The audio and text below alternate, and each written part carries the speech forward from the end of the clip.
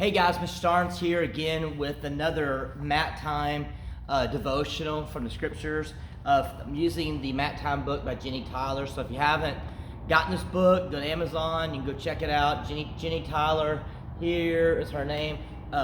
Very good devotional, ties scripture into karate. But anyway, we'll move on. So today's is balance check. So the verse I'm reading from is Matthew chapter 7. 24 through 27. It says, "Therefore, everyone who hears these words of mine and puts them into practice," this is Jesus talking, "is like a wise man who builds his house on the rock. The rains come down, and the streams rise, and the winds blow and beat against the house. Yet it did not fall." Why? Because it had its foundation on a rock.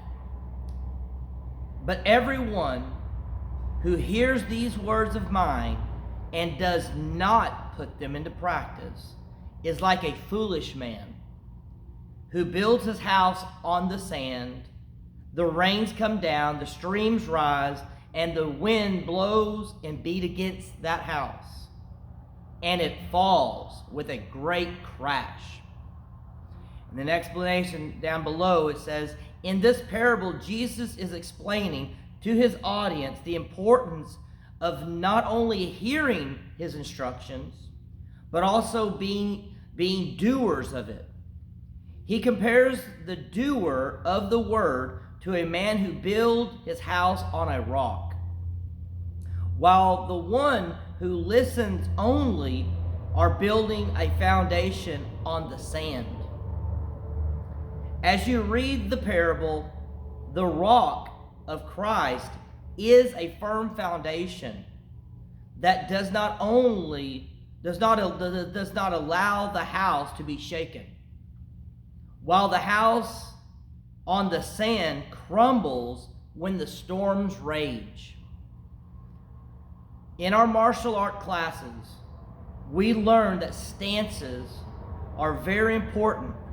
So important, in fact, that it is often one of the first things that you will all learn. Why is that? Why is stances one of the first things that we learn in martial arts? Because people who have studied martial arts for a very long time understand that how stable someone's stances can be the difference between victory and defeat. It can not only hold you steady during an attack, but oftentimes you can also use a really good stance to take down someone else whose stance may not be as firmly planted.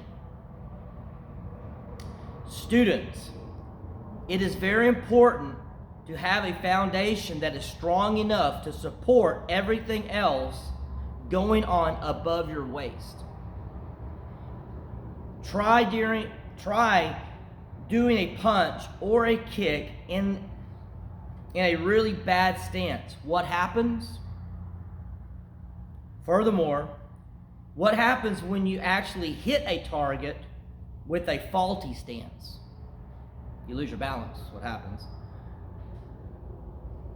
The next time you are working on your stances, remember Matthew 7:25.